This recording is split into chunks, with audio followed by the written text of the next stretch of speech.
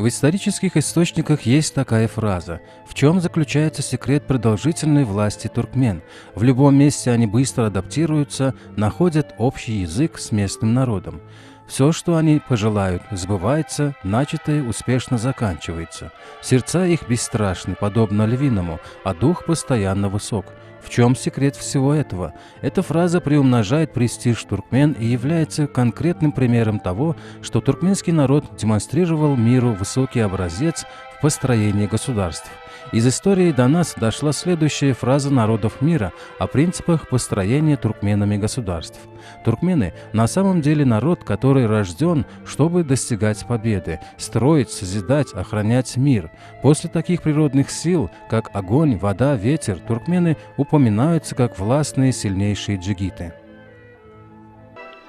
Распространившись в разных уголках мира, наши предки создали много государств, в том числе на территории современных Индии, Аравии, Малой Азии. Проводимая этими государствами политика оказала свое влияние и на другие государства мира. Своей культурой, наукой, образованием наши предки внесли достойный вклад в мировое развитие. Первые государства, как признано мировой наукой, возникли в Древней Месопотамии, Древней Индии, Древнем Китае, Древнем Египте.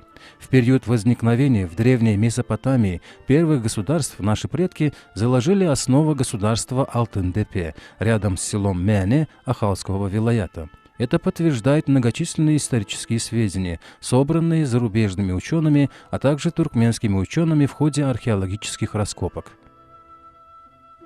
Первое государство, возникшее на территории Туркменистана в бронзовую эпоху, это Алтын-Депе. Оно просуществовало с первой половины третьего тысячелетия до нашей эры до конца этого тысячелетия. Алтын-Депе расположен в 3 километрах восточнее села Мяне и трапа Алтын-Асыр Ахалского вилаята. Учеными осуществляется работа по изучению истории этого удивительного памятника. Именно здесь возникли многочисленные поселения древних оседлых земледельцев. Таким образом, были образованы такие крупные оседлые места, как Йылгынлы-Депе и Алтын-Депе. Вместе с Намазга-Депе они образовали единое культурное общество. Они создавали различные изделия, строили крупные сооружения, дворцы, поддерживали торгово-экономические отношения. Продукция ремесленничества, животноводства, земледелия реализовывалась и в расположенных рядом с Алтын-Депе, Намазга-Депе, Гара-Депе, Улаг-Депе, Ак-Депе, Парс-Депе. Население Алтын-Депе поддерживало тесные торговые отношения с проживающим здесь населением. Еще одним свидетельством высокого уровня развития населения Алтын-Депе является то, что торговые отношения велись и с дальними странами, о чем свидетельствует наличие здесь товаров из Месопотамии и Индии. Все это было научно доказано. Наличие изделий из слоновой кости, привезенной из Индии, или строительство в Алтын-Депе зданий в виде сооружений, построенных в Месопотамии, говорит о том, что наши предки в 3-м тысячелетии до нашей эры поддерживали отношения с разными государствами мира и обменивались научными, культурными достижениями. Археолог с мировым именем академик Масон провел археологические исследования на территории Алтын-Депе. По мнению археолога Масона, период возникновения памятника относится к концу эпохи Энеолита, точнее, к концу 4-го тысячелетия до нашей эры. В ходе раскопок было выяснено, что на территории в 50 гектаров проживало 5000 человек.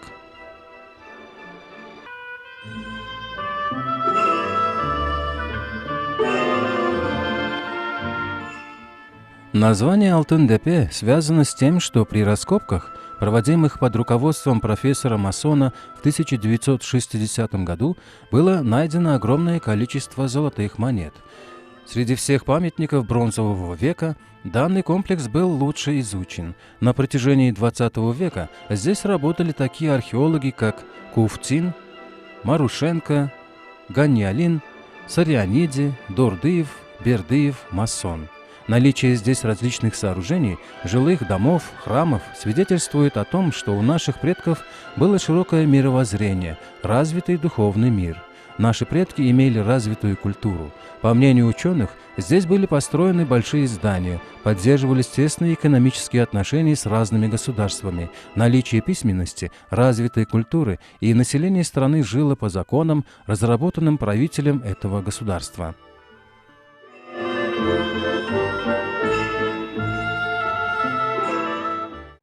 Наши предки в начале третьего тысячелетия до нашей эры заложили основу первого государства Алтын-Депе. Проживающее здесь население, по мнению ученых, нашими предками здесь были построены различные здания и сооружения. Население занималось животноводством, земледелием, ремесленничеством.